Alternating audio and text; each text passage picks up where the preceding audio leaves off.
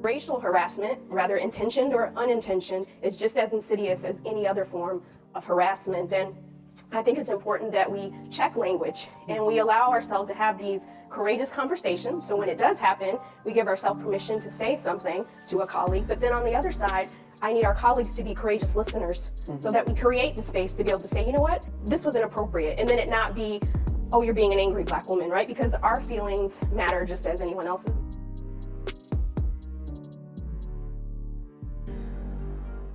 Hello, my name is Jaricia, and I'm one of the creators of SafeSpace. Hi, my name is Brittany, and I was a part of the front-end engineering team for creating SafeSpace. Hello, I'm Yasmin Cole, one of the creators of the application SafeSpace. Hi, I'm Jamika, and I'm one of the creators of SafeSpace. Hi, my name is Dr. Teresa Vasquez, but you can call me Dr. T.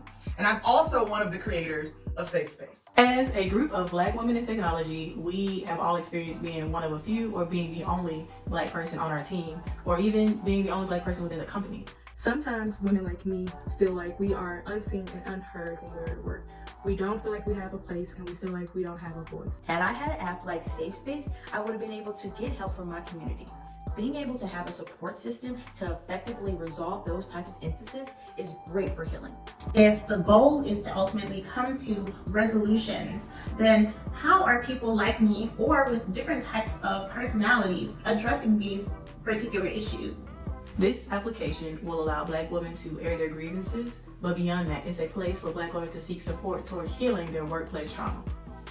Hey, I'm Dr. T, and I'm going to be walking you through SafeSpace. Hey, so when you first log into SafeSpace, it's going to ask you how you're feeling. So you can tell it what option you are. And once you do that, it takes you directly to the journal page where you can actually create entries of any instances that have happened dealing with microaggressions. You give it a title, the tags, whether or not you want to share it in the community. If you do not share it in the community, it stays private in your own log. Who was there? Where was it located? And what happened? And then at a later date, you can mark whether or not the item was resolved and then what the resolution was so that you can also have that information. We also have the community page, which is where all of the logs that are marked to share with the community are also listed. And on the companies listing page, these are the companies that are doing things right. And so they are listed as resources for other users. We also have an inspiration page where if you're having a bad day and you need some inspiration, look for things that can keep you going. We also have a resources page, and in the resources you can find help, creative solutions, help finding a counselor, or even exercise and meditation. The final thing that I'll show you is the SafeSpace Impact Dashboard. It shows the current state of Black women currently using SafeSpace, and companies can see the direct impact